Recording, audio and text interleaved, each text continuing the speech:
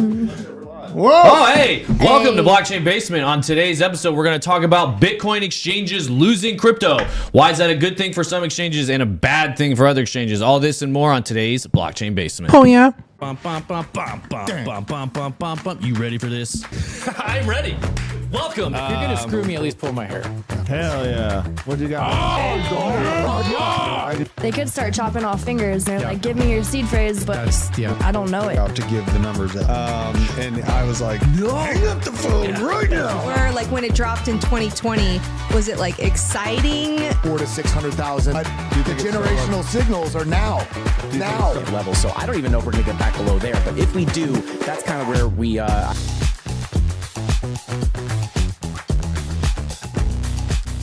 All right, welcome in everybody. Happy Tuesday. I'm wearing just gotta show my merch for Morel. I'm wearing the new United We Stand Bitcoin merch. Getting ready for 4th of July. I got a big 4th of July party coming this week, so everybody's getting ready for the lake. But big shout out. We've got an all-star cast today, as always. Got the Nictator. I will say, and I did tell people in the comments I would tell you this, so I will go ahead and do it live on air. Very polarizing, I will say. You've got some people that really like you. Definitely got some people that can't stand a word that comes out of your mouth. Word? I don't want to hear Nick say one more word. So I was like, well, I'll one more word. Yep, there it is. So Nick's here. He's here to stay. Crypto Sunglasses, a.k.a. the Nictator, a.k.a. Nick Demondi, a.k.a. many other things. Always the lovely Hannah Hughes. We've got the Druth, crypto prepper with us today. Yes. Biscuit Jesus, BJ on the board. And who's that behind him? We got a guest in the studio today. We got Dante. We're going to be coming to him. Your camera's up there. He's actually much... He has a camera. He's actually a lot smarter than the typical guy that sits in that seat. So more on that later. Who usually sits there? No shade to Owen. Sorry. Damn, Owen. No, I'm just saying. Usually when somebody sits there, it's because they're previewing somebody, just watching BJ how to push the buttons. That's so funny. I train people. Yeah, that's a scary. It's a scary thought when you're sending somebody to BJ for training. Hello. You never know what you're gonna get back. So anyway, all right. So yeah, the main story of today. I mean, there's many. Look. I guess it's HSBC ETF again. I don't really want to talk about that anymore. I shared all my thoughts about ETFs. I've been talking about it. Well, I feel like a week straight now. So, yep, they're doing it. It's launched. Futures ETFs. They can have more ways to short now. So, keep an eye out on there's that. a little dilemma there with if Kathy Woods, she applied for it first, right? And that's the question everyone's asking. If Kathy Woods is going to get the approval, or if there's going to be this slight problem. You know, we were talking about this morning, maybe they slightly put some information down incorrectly on their application, and then they push BlackRock through first, or, who's going to win that battle. But, I mean, by rights, she applied for it first, and it's still up in the air, so that'll be interesting for me to watch. Yeah, do you think, which one do you think she'll get approved or denied? No, I think BlackRock's getting it. I think she'll get denied, and I think the key difference is this is why everybody was freaking out about the BlackRock filing, is the fact that it's a trust. And I don't think hers is filed that way. And that minor difference, I think, is going to be the key as to why BlackRock gets through first. Do you have any other thoughts on that, Nick? Agree, disagree on Kathy Woods ETF? Nick. Agree. Oh. Agree. Nice. Okay, so other than the ETFs, here, I think this is some interesting news. We've talked about it a little bit, and we were looking at, I think, with Ethereum yesterday, but here's breaking Bitcoin on exchanges drops to the lowest level in over 5 years. So obviously that has a variety of different implications or reasons, because we've seen since a lot of these exchanges have been going insolvent, obviously people are self-custodying more and more, which is a very positive thing. It's positive for the price, but it also... Traditionally, when you're using Chainalysis and you're watching outflows from exchanges, exchange supply is getting very low. That means people aren't looking to sell anytime soon, and generally that precedes a bullish run-up. So watching that continue, seeing that supply shock, and if these spot ETFs go through, I'll look in just a little bit. We have all the top asset managers in the world basically putting in for spot ETFs, which is, again, much different than... Oh, hold on. Come back to the white. I totally forgot. I'm supposed to say hello to everybody. All right. I took care of him for you, Nick. What's that? So, you blocked him? No. I just made a funny comment. Yeah. Oh man, everybody, Nick, Dave Digital was afraid to say anything in the comments because of Nick. But anyway, I forgot to say hello to everybody in the chat. You guys are all the favorite people, and really, you guys are the ones that make this show go round. So Ronald Dance, Eric Carlson, Crimson Caravan Company, Crypto Reaper, TJ's Chicken Salad. Oh, and I saw DZ's Chrysler 300 in the comments the other day. Yes. Another great chat. Randall Dance, Nick Demondi, he's chatting and he's sitting here at the same time. Thumbnail Beating Investor, yourself John up, Chemistry man. Bro, Flippa Frank, Crit Cats, Asmir, Scotty Swing, Chemistry Bro, Manawalk. I saw all you guys in here beforehand, so forgot to say hello. I'm so sorry. Unbelievable. Thumbs down for me. You can go ahead and hit the thumbs Well, down. you were today already if you beating want. yourself up about it with that little figurine next to you anyway. Yeah, so you're taking bad it out. TJ. Yeah, You know. there you go. Shout out to the OGs, the thumbnail investor, Dusto, Eric Carlson, Manawalk. Yeah. Oh, The and green names in chat. I have been seeing more of you guys getting, joining YouTube memberships or becoming an OG member on the chat. If you want to get that NFT, it's 100% free to claim. Manawak has been really helpful helping people in the Discord, or Taco. If you guys are in the Discord, just ask him. It was posted on the community page on YouTube, if you remember, and in the OG chat on Discord. And you just click that link, go to the landing page. Like I said, it's a free to mint NFT. You do have to cover the gas. Do it depending on what the gas fees are. I would do it, late at night or whatever. And it just says blockchain basement sub 15K NFT. So we'll run that until we hit 15,000 subs on this channel, and then we won't do that anymore. And some of those people may get some special stuff in the future. We'll special see. stuff? Yeah, I don't know. We'll see. So I'm going to so we've got the supply coming down on some of the exchanges, which is great. We also have this one here, which I just thought was hilarious. Your Honor, my client just found $7 billion. That's the other big breaking news story of the day. Allegedly, FTX now just found $7 billion after they declared bankruptcy. Welcome to OG Status, Crypto Dicks. Hey. Welcome to the basement. That's You He's are, a gumshoe, right? yeah, he's right where he belongs. He's I'll an just say that much. investigator. Okay, so what do you guys think? Will FTX ever reopen? Will funds ever get recovered? How do you if I think they owed about $8 billion, and now they're saying they've got about $7 billion. It's like they never disappeared, really. Yeah, and apparently this is mostly in stablecoins, from my understanding, and this is liquid, basically USD assets that they've got $7 billion worth. Odds that gets back to the users, or odds that FTX possibly reopens in 2024. Wait, Zelensky? What's that? I'm sorry, you said the users. Oh, yeah, Zelensky. Yeah, I got it. No, He's a user. I think that the FTX is coming back. Everyone thinks John Way's winding it down, and he's getting paid this absorbent amount of money per hour to wind it down. But I just still feel in somewhere in my gut that they're going to reopen this to the public as an exchange to use. I know it's chaos, but I really have seen the horrible memory of the mainstream public over the past 3 years, and Good point. I don't think that I can give the public enough credence to think, they're going to stick to and say no and remember, this largest fraud in history. Like, they've already basically forgotten about it, and they've already forgotten about the politicians he's bought out that are still in power. They've already forgotten about all these infrastructures, all these powerful infrastructures, even into our medical industrial complex that are still existing, still pushing mandates, and here we are. I mean, so I don't think that it's going away by any means, unfortunately. Will it be this? You think it'll be the same brand or rebranded? It might be rebranded. That'd be reasonable. The name FTX was taken off that stadium, so they might want to move away from the actual name in and of itself. But if they stick in stable coins, It's still on top of the stadium. is it really still now. there? Yeah, we took pictures of it from Benjamin Cowan. Oh, that's It was a major loss. Yeah, not that long ago. Yeah. Well, they took it Brag. off the like kind of online presence of its name being Yeah. affiliated. So. And they don't turn the light on anymore. Right, they You don't gotta turn the look at lights it. on. Really? They're leaving the light on for you. So yeah, and like on that Bitcoin exchange graph, everyone forgets like the truckers had their banks Yep. blocked, and self custody became a huge thing. And if that little peak of Trudeau said not to talk about that. I don't care what Trudeau once said, lizard.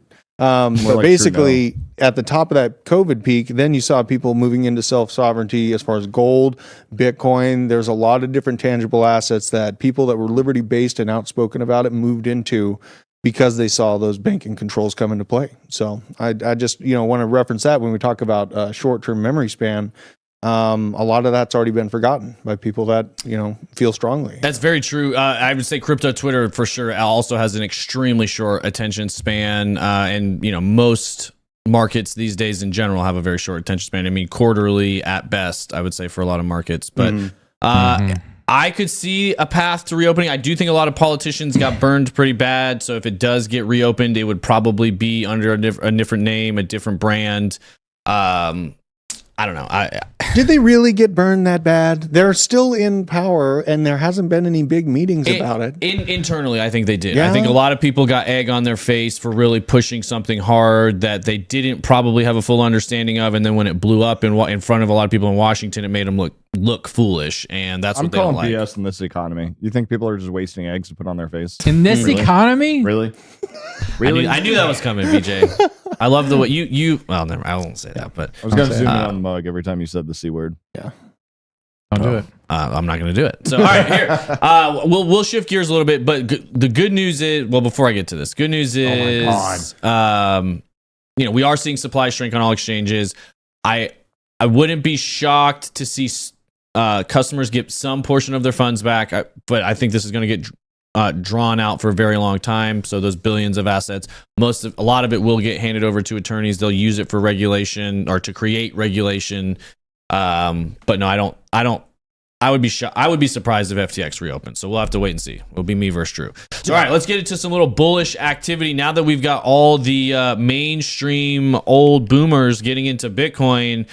We got Paul Tudor Jones here. Or no, this is Stanley Druckenmiller's quote. He said, I got a call from Paul Tudor Jones, and he says, do you know that when Bitcoin went from 17K to 3K, that 86% of the people that owned it at the 17,000 never sold it? So here's something with a finite supply, and 86% of the owners are religious zealots. And that's a quote from Stanley Druckenmiller. Now, obviously, that's being a little dramatic, but that's also a really good indicator to look at and see, okay, the drawdowns might be dramatic, but the percentage of people that hold it through the drawdowns is much greater than any other asset class throughout history, and it shows the consumer confidence that it's going to be returning.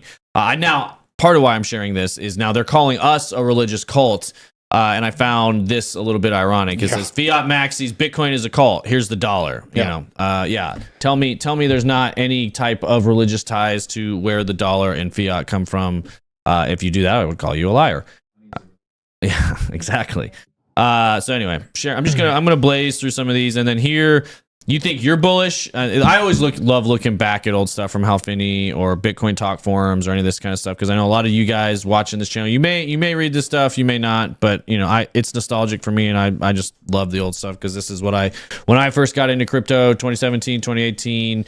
I listened to a lot of Andreas. I went back and read when he talked about Hal Finney a lot, and So anyway, you think you're bullish? Check out Hal Finney 1 week after the Genesis block. Basically, this is what he was saying more or less right at the beginning of Bitcoin. It's interesting that a system can be configured to allow only a number of certain maximum coins ever to be generated. I guess the idea is the amount of work needed to generate a new coin will become more difficult as time goes on. Correct. An amusing thought experiment. Imagine that Bitcoin is successful and becomes the dominant payment system in use throughout the world.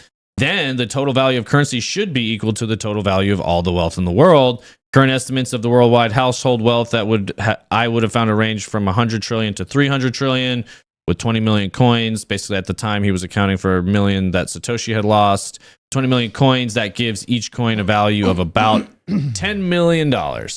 And so based on even some of this very early on, a lot of people have put that as a cap. Some people think $1 million, which would put it similar to the market cap of gold, which is 10 trillion instead of 100 trillion.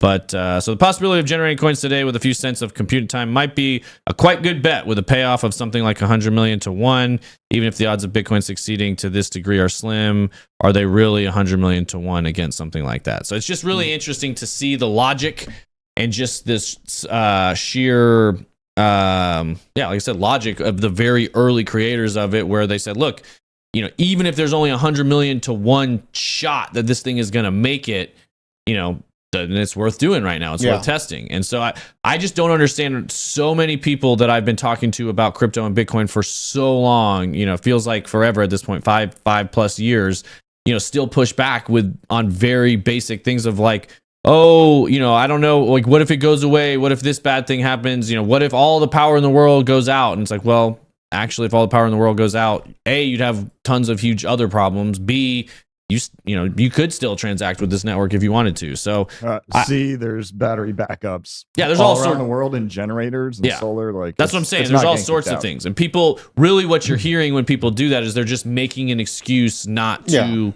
educate themselves, not to go do the research and learn for themselves. So anyway, I love just kind of bringing that stuff back up from time to time. So I do want to come to, speaking of getting into Bitcoin, I do want to come to our guest here in the studio. He's actually, don't tell anybody this, but I hear he might be one of Wendy's children. So, Wendy was here not too long ago. She was on the show. Now Dante just appears. So anyway, tell us a little bit about Wait, are we talking about spontaneous generation all of a sudden? Spontaneous generation. Yeah, not combustion over there. But tell us. I would zoom in, but Nick's I know. in the way. Nick's in the way. His stick. Oh, you got to move your TikTok. But no, Nick, and just off to a bad start with me. Yeah. Well, anyway, just tell us a little bit about you've been in crypto for a while. What brought you to crypto? What attracted you to crypto, and kind of why are you still here? First and foremost, I didn't have a bank account until like a year and a half ago. Nice. So crypto was definitely the instantaneous go-to for me. Saw a lot of use cases for it in terms of just being able to freely move money around and do what I want with it without really having any limitations or spending limits in that regard. Got involved with the influencer scene quite early on. Then once I got in with those guys, started cascading into more and more opportunities. And I mean, my mom really put me on. Shout out to Crypto Wendy O. Hey. She That's a really good mom. She's the best mom, the mother of crypto. Wouldn't be here to take, like, literally, if it wasn't for her, i.e. in the basement with everybody, all these wonderful people. But no. How far you've come. Yeah. I know it's crazy. And I didn't know she was my mom until last month. We are the kingmakers. It's only up from here in the basement. All thanks to Chainalysis, he discovered where he was born. Yep. Yeah, go ahead. So, so when you first started using it, you said you've never had a bank account before, which I think is really cool. Andreas, I used to talk about that all the time, that the more and more generations to come will have a crypto wallet before they have a bank account, and that's becoming much more common. I would say much higher percentage of the people that entered in 2020, 2021. I can't imagine next cycle, 24 and 25, many of them will have probably many different crypto wallets before they ever have a bank account. And to his point, once you start to experience that flexibility of being able to do transactions 24/7, being able to deposit and withdraw whenever you want, and then you try to go to a bank and you have, like, how was your, let me ask you this. What was your impression of dealing with a bank and a bank account after having done crypto transactions and using a crypto wallet? Am I allowed to cuss on here? Yeah, you say what. Tell us what you really think. It was the dumbest fucking experience of my life. Exactly. You're being told that a card that literally has access to all of my quote unquote money can only spend X amount on a single day. Yeah. The amount of times, admittedly and embarrassingly so, that I've had to ask people, hey, I'm going to send you like X amount in crypto. Can you just like Venmo or Zelle or Cash at me because I have a spending limit on a card that's supposed to be all my money? To me, it was like the wildest thing. I guess I'm kind of like a little slow for getting into the banking game so late in my life. But it was ridiculous, and I still hate using it to this day. Yeah, it's insane. Like, you start interacting with it, and it just defies logic, because you're like, none of this makes any sense. If this is my money, why can't I access it? Why do I have spending limits, withdrawal limits? You go in, like, I was literally looking at getting the jet ski for the lake the other day, and it's like, oh, do you think you could just go to the cash to get it? I was like, yeah, if the bank will let me. You have to give them I mean, we're not talking a lot of money, less than $10,000, and sometimes they want a heads up if you're getting like $7,500. I mean, it's just absolutely insane. And when you're used to using crypto, when you're used to being able to send money all over the world instantaneously, banks just seem archaic. I almost want to go. It's I do like playing that game. I have a check in my bag that I need to deposit that I almost want to fill and be like, I would like to cash this. Yeah. And then see their excuse. Because my favorite is when they're like, well, you don't have enough in the bank to cover that. And I'm like, no, I have 4 times that. Can I have my cash? And they're like, we can't do that. Yeah. Like, it's a really fun game to play. Well, what's interesting is that They hate it. that got real common where they wouldn't cash checks from other banks because that means they actually have to settle. They actually have to move money around. And as long as they're cashing checks from within their own bank, which is why we have so many big national banks now, it's just a ledger update. They don't actually have to do anything. There's no actual money that's getting moved. But if you're going from one bank to a different bank, well, they used to have to actually settle that. Now that's part of what they use central banks for. But all right, let's move along here. This I just thought was interesting. Before we show this, whoa. No, you should have. That's why I almost said it beforehand. But I want to ask Sorry, you I was a guys. little premature on that one. Okay, so when the term millionaire was coined, and I'll go ahead and give you a clue. The dollar was pegged at $20 per ounce to the gold. How much, like to the day's equivalent, how much do you think today you would need to be a millionaire back then? 100. You get 100 million? I think so. Yep. We devalued by like 99 point something. Do you have a guess? It's probably 30 million. 30 million. Hannah, do you have a guess? I'll go 50 million. BJ, Dante, what do you think? You have to say dollar. $1 and 1 penny. $1 or 1 penny. No. All right. Actually, believe it or not, 64,000. Drew was the closest. Really? What did you say? Drew was quick with When it too. when the term millionaire was coined and the dollar was pegged at $20 per ounce of gold, you would need $94 million to be considered. When was that? Is that 1880 or what? Did it give you the day? No, it would have been early. I'll have to. I know I didn't give me the date. Let me see. I was fresh off of researching the first $1 billion company. Really? U.S. Steel. Yes. U.S. Steel. Yeah. I researched Carnegie Steel's conglomeration with U.S. Steel, which basically is the foundation for our winning spot in the Industrial Revolution. So I just got off of that kick. So that's why it was easy for It just blew my mind. I would have been about where Nick was. I would have thought like, okay, maybe $20-30 million. I mean, when you apply the logic, if you go, I think it's since the beginning of the Federal Reserve, which is like 1913, we've lost 97% of the buying power of the dollar, which is pretty much what you were using for your math there, which logical. But it's really hard to conceptualize that in your head until you hear it and you're like, wow, that's a big difference in the amount of wealth somebody has then compared to now. So we still use the word millionaire all the time. And I always think about like game shows and TV shows and stuff like that, where it's like, you win $1 million, if you complete whatever the contest is. They've been using that since like 1998, and now it's costing them, functionally way less, but it still sounds great. And this is just another example of words that we use that today have a completely different meaning than it did when it was first being used. It used to really mean an obscene amount of wealth, in freedom to live your life absolutely any way you want to live it.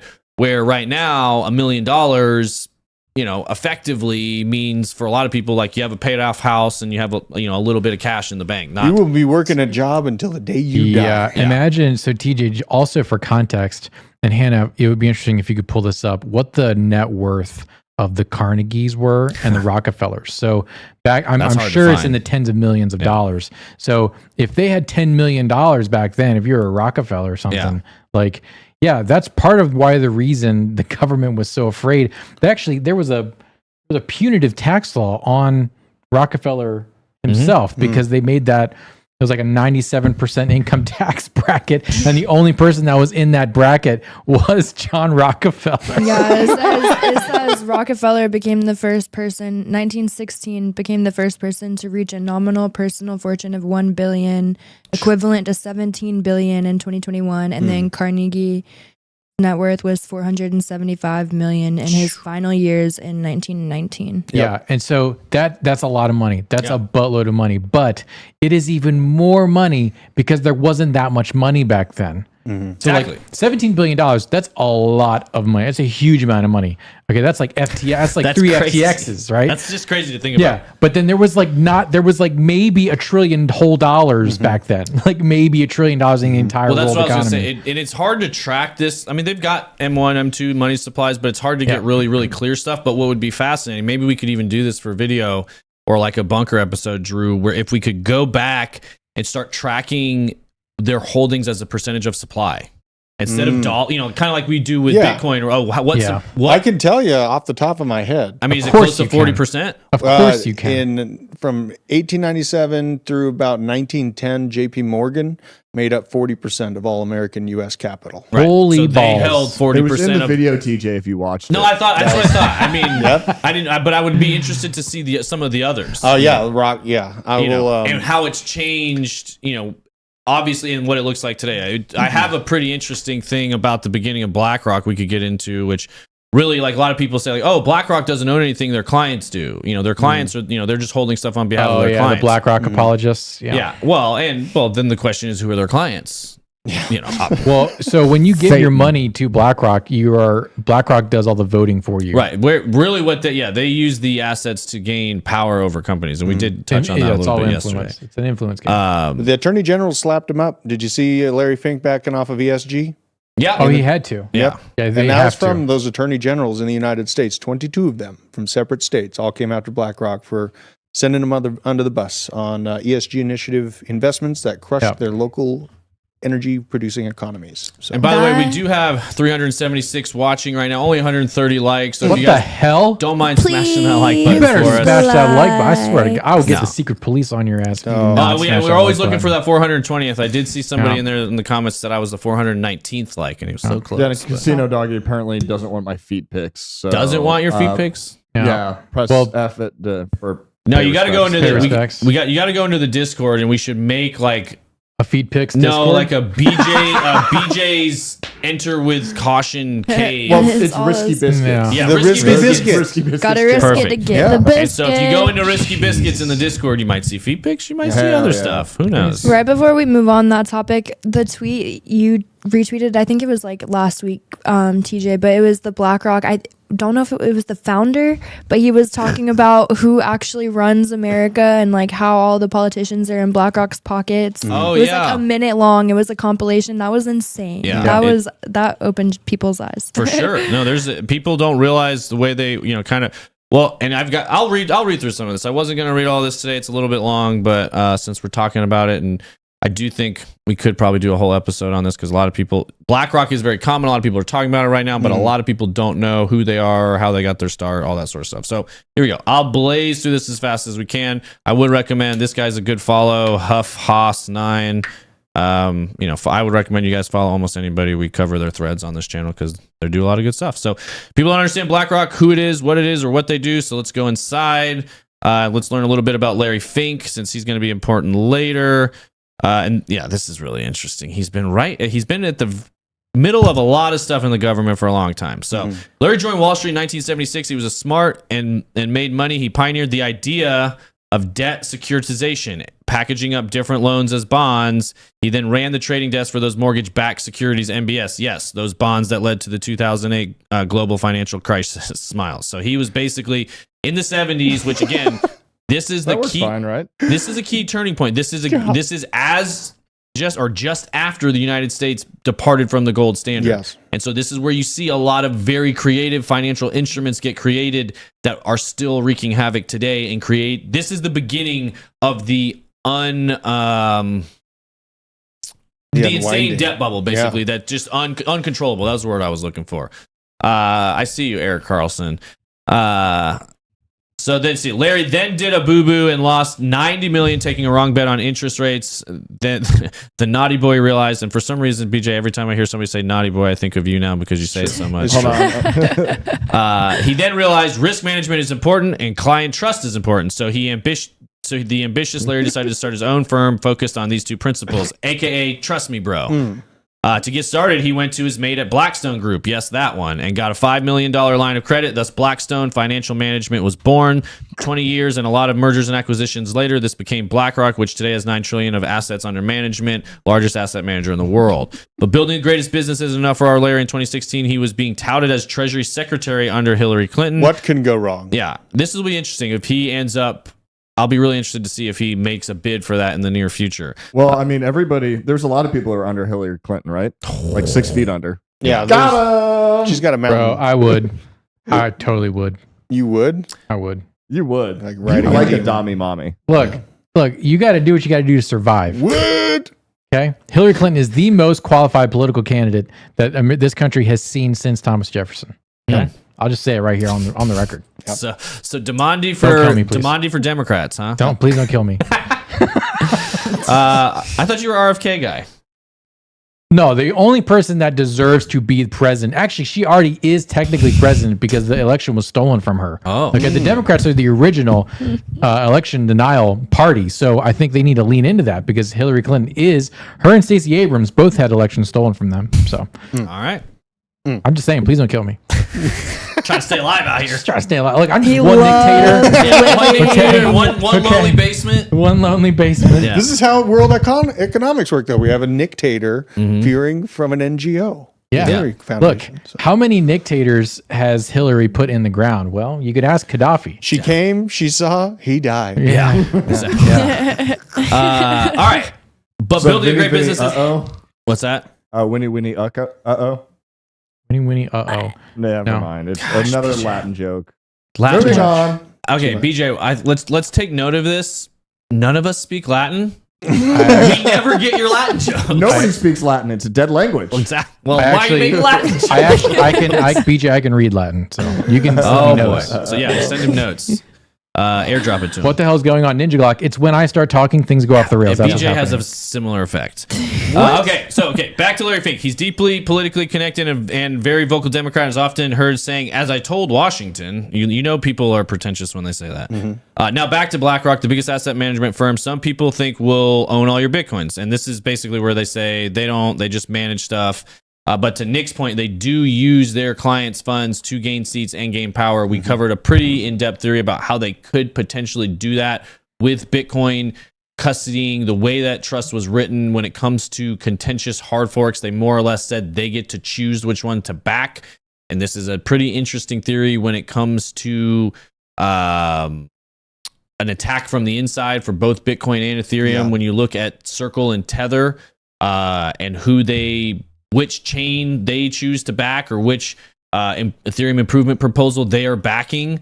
Oftentimes, that's going to be the one that lives and dies because if all the main stablecoin users don't back a certain fork on Ethereum, you're going to be starting from scratch there, or at least you'll be back on Ethereum Classic kind of level. So if BlackRock starts to take that effect with Bitcoin, it'll be interesting. Look at this. We just got banned off of TikTok. Oh gosh. Oh, because I said Hillary Clinton. Yeah, You you're talking did about it, getting Nick. people- just don't get us banned off YouTube. Oh, because I said kill. Yeah, you're talking about, so don't do it again. Don't say all the things that got us banned. See, Next thing I'm going to start talking about. Yeah, you can say convert somebody to anaerobic respiration. yeah. They'll be assuming room temperature. All right. Well, here Sorry. No, that's all right. Did we just get banned? Yeah, on on TikTok. TikTok. Yeah. Oh my. Is that the basement account? Yeah, of course it is. Like, I thought that was a why? personal What account, did we Nick. do? It's all right. I said the TikTok. K word. I'm tired of getting banned. Hey, TikTok, they have a tell tight, me, tight it's restrictions. a tightrope we walk here Yeah. to try to access actual old information, but yet staying relevant on a new system of delivery. So I thought we were safe on Twitter. Guess not. Yeah, not on Twitter. All Nowhere right. safe. Here we go. Real quick, I do want to highlight all the every single asset manager in the world, basically, that does large assets coming with this one's spot ETF. They've got their own Bitcoin and Ethereum trading custody, full stack crypto wealth management solutions that they built themselves. BlackRock partnering with Coinbase. We've got a lot of people partnering with Galaxy. Morgan Stanley has 3 Bitcoin funds. Goldman Sachs does OTC trading. BNY Mellon holds transfer Bitcoin and Ether. They does a lot with Circle as well. Invesco, Bank of America. So if anybody tells you Bitcoin isn't serious, it's not mainstream, they're just flat wrong. They're not paying attention. Weird. I mean, wasn't Bank of America one of the banks on the list of banks that were about to go insolvent? So it's like No, they're one of the bigger ones. They were I an know, I thought they absorbing were. party. They're a GISP. Yeah, they're an absorbing party. There's 6 banks that are absorbing parties. Oh, God, if I can find that chart, we definitely have them on our chart. They're underwater. What you're thinking of, they're one of the ones that had one of the largest unrealized losses. Yes. So they were because they hold a ton of bonds and debt and real estate, commercial loans. Commercial real So estate. they were one of the largest with unrealized losses, but they're not necessarily. They are one of the higher when it comes to deposits held. Copy. So, and that's what they use with their balance sheet. They can show balance, and if they can survive long enough, sometimes they can use those unrealized losses as an advantage, as a write-off, if they do it correctly. But it's all repackaging these loans that they've been doing. The fractional reserves at 0%, so they can do that. Yep. Yeah. Better pound some leveraged debt options. And so when it comes to all this stuff, here's some key dates to keep in line with the what's going on with some of these things getting approved. Like I said, they're not all going to get approved right away. And there's certain timelines that people have to respond. So I think the main two that are going to get through are going to be, I do think Grayscale will get through probably around the same time as BlackRock. Grayscale sued the SEC last year for not letting them convert GBTC to a spot ETF. Court decision is due out anytime in the next few weeks/months. The clock is ticking, and this paves the way for a potential spot ETF if successful. BlackRock filing now is not a coincidence. Again, this still comes, Grayscale's is also a trust. So if they can get a response, I'll just be real interested to see. I think those two could get approved here pretty quickly. You might look at the timeline and think we're in a news vacuum until August 12th. That's wrong. We've got the ARK Invest shares also filed for a spot Bitcoin ETF in April 2023. We talked about that earlier. I think we're going to get a rejection on that. Yeah. He says you'll get a decision/delay on that June 29th. Yeah, Thursday, likely a rejection. So this could be a potential thing that pulls the price back down. We might start going back testing 28, testing 25. If we start to see some of these older ones get rejected, it could create negative news cycle. It has no impact, and we already know why it's most likely going to get rejected because I don't think hers is filed as a trust. So the Robinhood thing happens today, and then that happens 2 days from now. Yep, and then I believe June, I think it's Celsius converting all of their stuff to Bitcoin and Ethereum, I believe is June 30th. So we've got a lot That's a tight schedule on all those things. There's a lot of negative, news cycle things happening and real, actual swaps happening that are going to have a negative effect on the alts. price goes down when they're about to buy everything. Correct. Not bad. Yeah, it should. And they're going to probably hammer home harder, more fear around it as they continue to, accumulate those spots. Rare Satoshi sat still. Yeah, I'm just missing that. So, let's see, dates trading. These are some key dates to keep an eye. 26th to the 30th. Market has quite a lot of options expiring. That's the other thing. You've got monthly options ending, on June 30th, more or less, basically Friday. Positions flat. July 1st through August 11th. This is where we're going to see a lot of things. SEC still has grounds to reject, but experts suggest Grayscale has up to an 80% chance of winning their lawsuit at this point. In which case, BTC probably rips higher. Positions, he's basically going, long BTC, short ETH, long BTC, short Matic. Let's see. Most likely outcome in the delay from the SEC, especially given the outstanding legal case against Coinbase. He's just talking. I'm not going to get into his positions. I just wanted to more or less highlight the timeline. August 13th, rejection/delay at this stage is short-term bearish. Plays out my thesis that ETF news is a red herring for this long-term game plan. Coin must become regulated.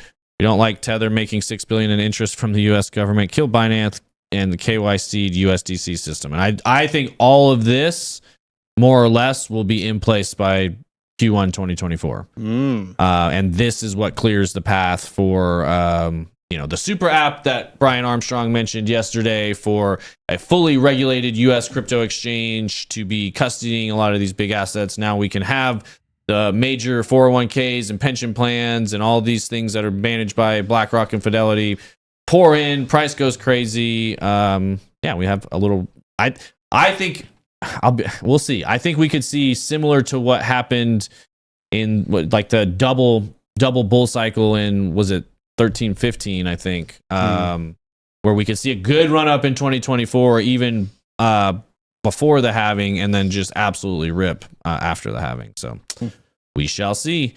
All right.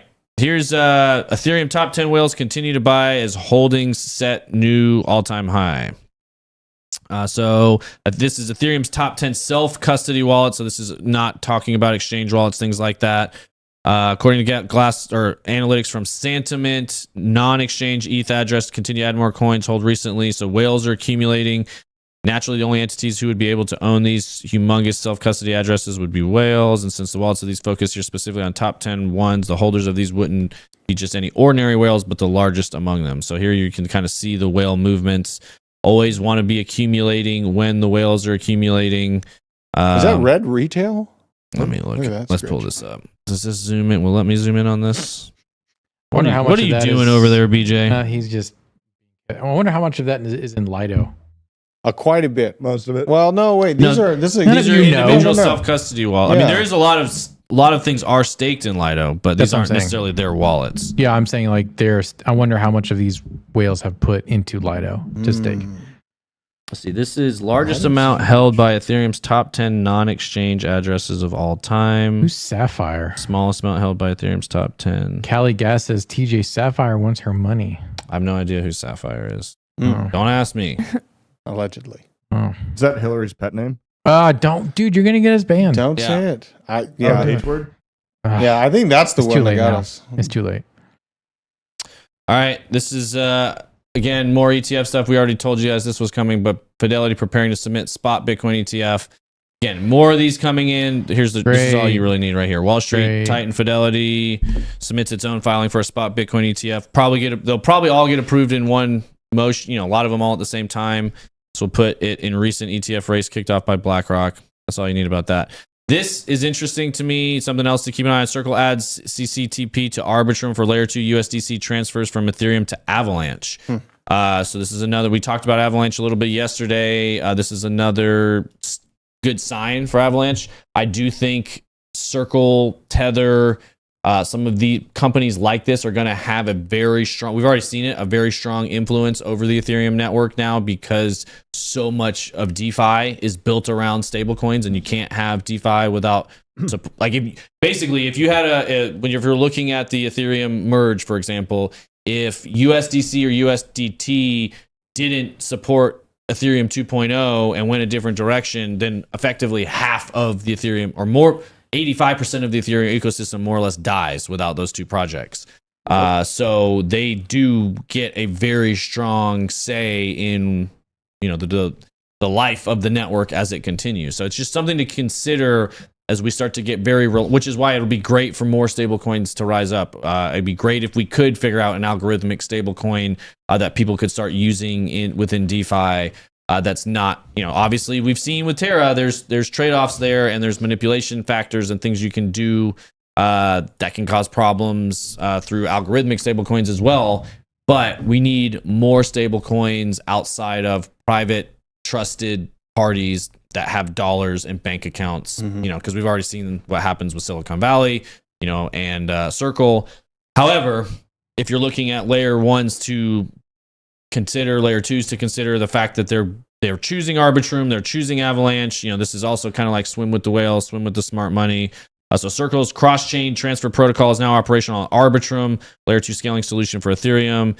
Circle issuer, we know they issue the stablecoin USDC.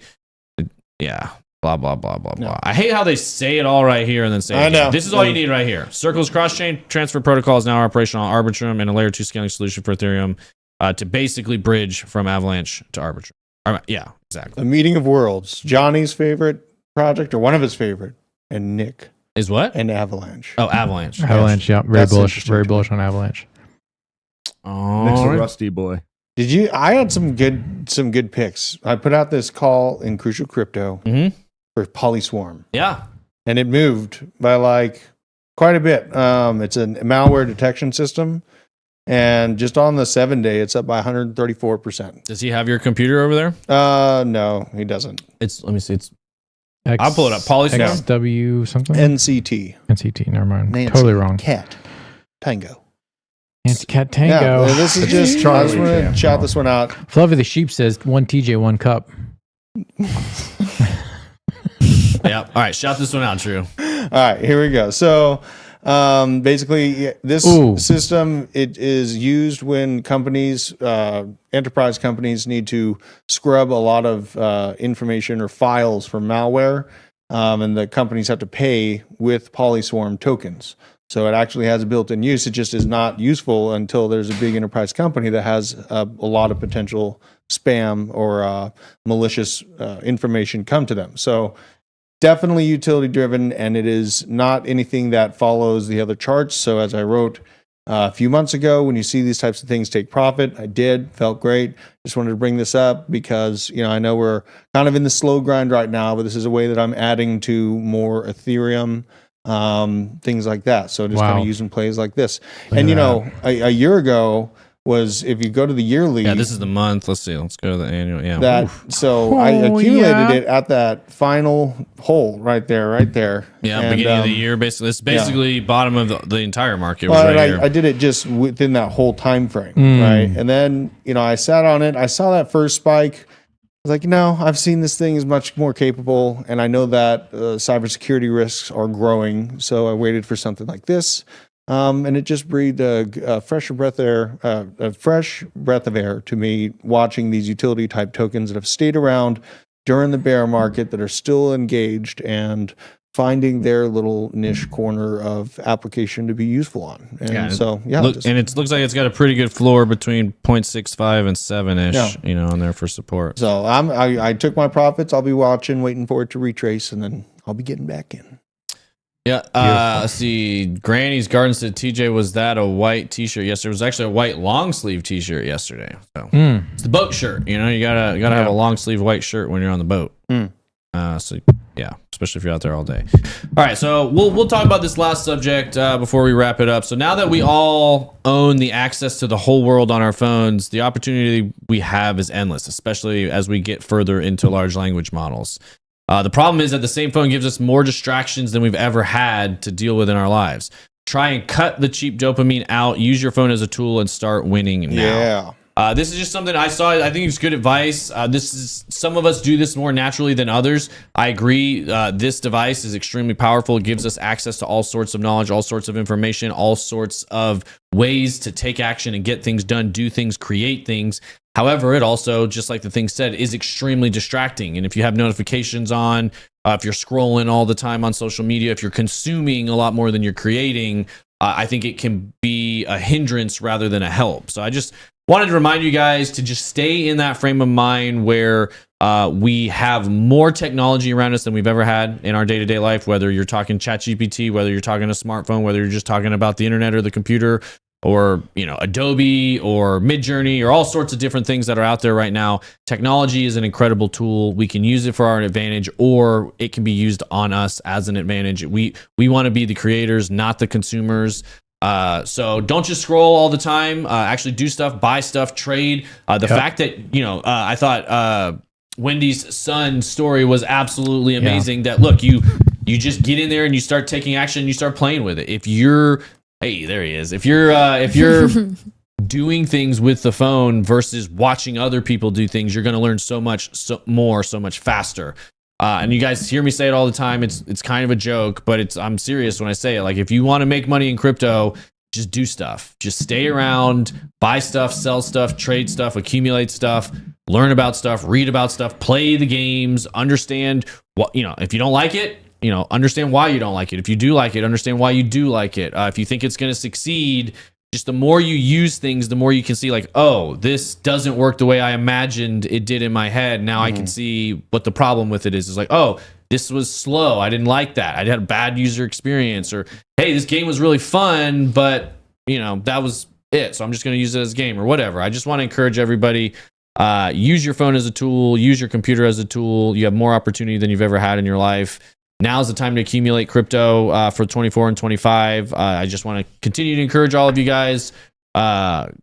Happy Tuesday? Happy Tuesday, June 27th. 27 is a good number. I love that number. Shout out to all of you guys. We love you. Robert Wong, Crypto Dicks. Welcome to Crypto OG status. Danny Carney, Chemistry Bro, Casino Doggy, Around the Blockchain, Granny's Garden, DJ Flexa, Flat Smack, Around the Blockchain, Crypto Polo, BJ, DJ Flexa, BG is what I meant to say. Nope.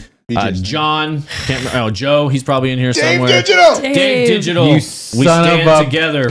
Robert Young. We'll invoke Nick's mod status if we have to. I'm gonna get him now. Flat Smack, Man of Walk, Crimson Caravan Company, Asmir, I'm coming for you. Mario, Kentonese, Danny Carney, Rance Miguel, Scotty Swing, Michael Hall. We love all of you guys. Stay safe out there. Have a good rest of your day. Enjoy some sunshine. Stack some sats. That's all I got.